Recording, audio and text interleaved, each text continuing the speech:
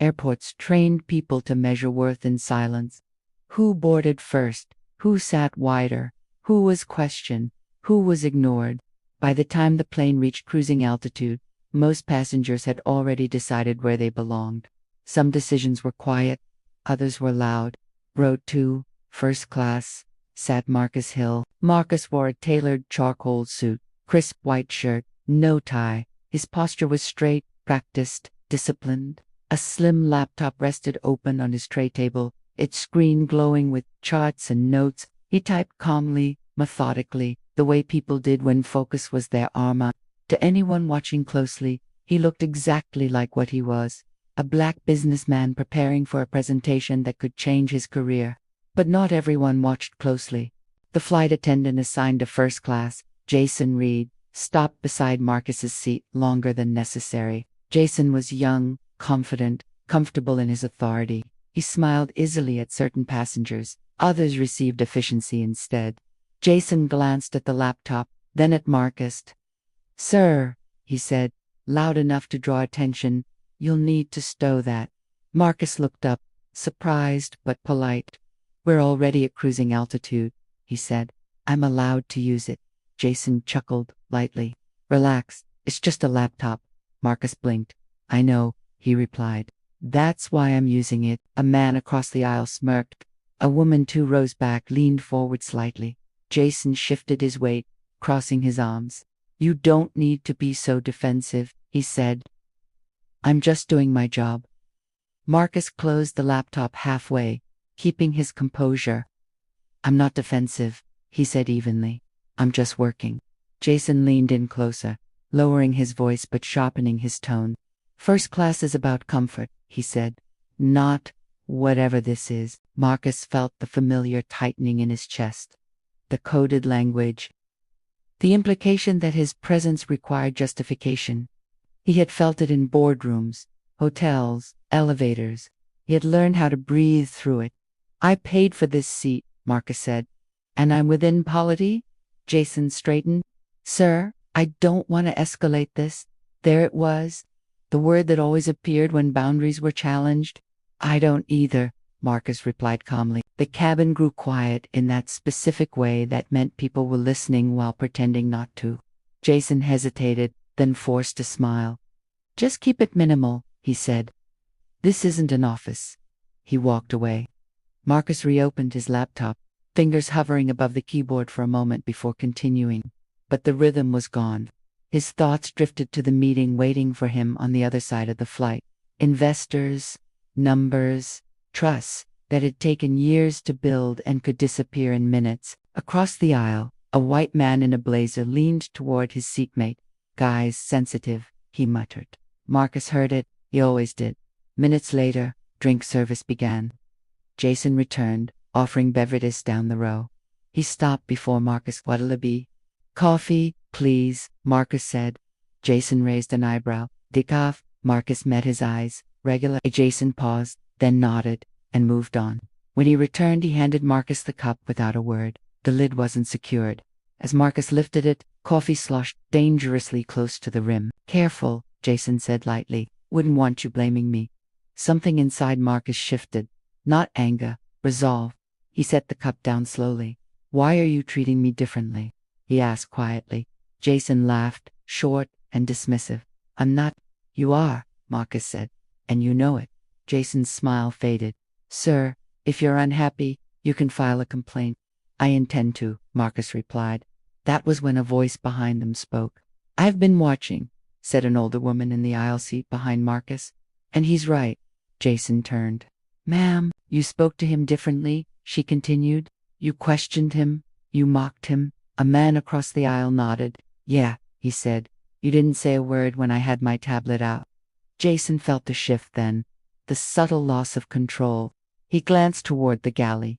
Marcus closed his laptop gently. "I don't want an argument," he said. "I want respect." The lead purser, Angela Brooks, approached moments later, calm, observant. "What's going on?" Jason spoke first. "Passengers being confrontational." Angela looked at Marcus. "Sir." Marcus spoke evenly, recounting everything without exaggeration. Angela listened without interruption. She turned to Jason. Is that accurate? Jason hesitated. I was just. Angela raised a hand. I asked if it was accurate. Jason nodded stiffly.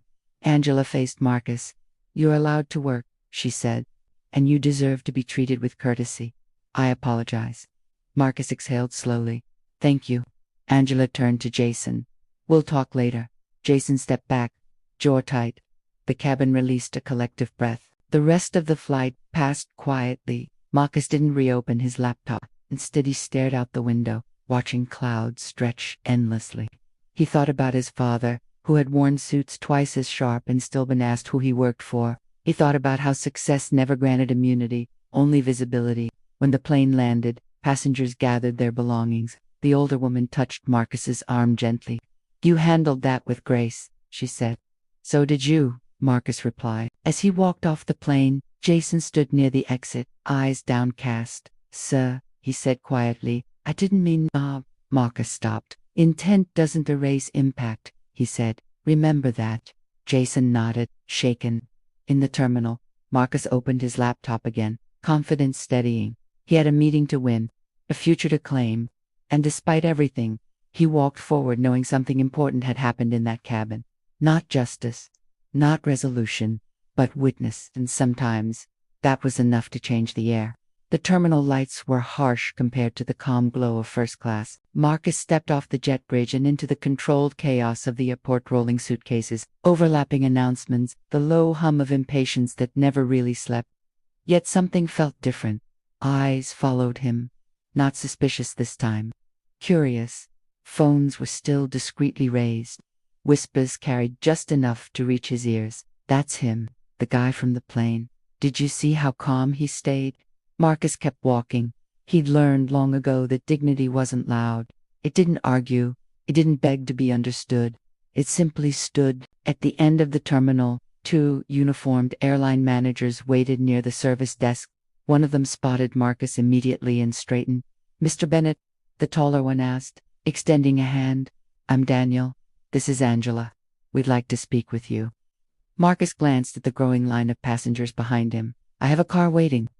This won't take long, Angela said quickly. Please. They led him into a glass-walled office just off the concourse. Inside, the noise of the airport softened, replaced by the sterile quiet of corporate damage control. Daniel folded his hands. We want to formally apologize for what occurred on board. Marcus nodded once. I figured. Angela shifted uncomfortably. The crew member involved has been removed from active duty pending investigation. Marcus raised an eyebrow. That fast? Daniel exhaled. The video changed things. Marcus leaned back in the chair. The behavior existed before the video. Silence. Angela cleared her throat. We pride ourselves on inclusivity. Marcus met her eyes. Then practiced it when no one's recording. She looked away. Daniel slid a card across the table. If there's anything we can do, Marcus stood. You can start by understanding this wasn't an incident, he said calmly. It was a pattern that finally met a camera. He left without shaking hands. By the time Marcus reached the curb, his phone buzzed nonstop. Messages, calls, notifications. The video had exploded 10 million views in 3 hours. News outlets clipped it, influencers stitched it, comment sections burned. Some defended the crew. Most didn't. The phrase relax, it's just a laptop, became a symbol.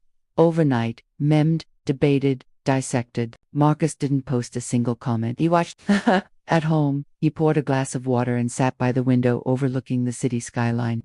The lights shimmered like stars brought down to earth, beautiful, distant, indifferent.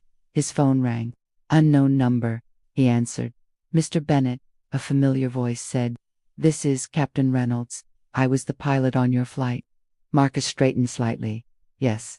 I want you to know, the captain continued, voice steady. I reviewed the footage. I reviewed the reports. And I failed you.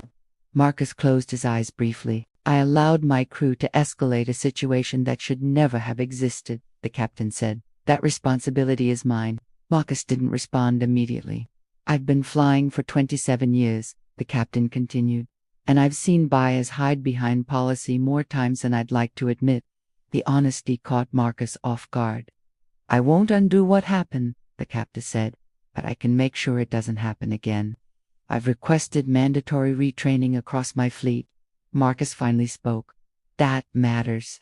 There was relief in the silence that followed. After the call ended, Marcus sat quietly, staring at his reflection in the darkened glass. He thought about his father, how he'd taught him to keep his hands visible, his voice calm, his tone respectful, because calm kept you alive. But calm, Marcus realized now, also exposed truth. The next morning, Marcus walked into his office tower downtown. His employees, diverse, brilliant, driven, fell silent as he entered. Then they stood, not all at once, not rehearsed, one by one. A young analyst near the back wiped her eyes.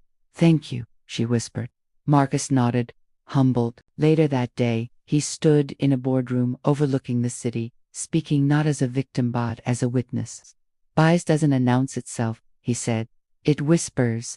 It disguises itself as procedure, as concern, as just doing my job. The room was silent. When we dismiss it, Marcus continued, we empower it. The clip of that speech went viral too. But what mattered most didn't trend.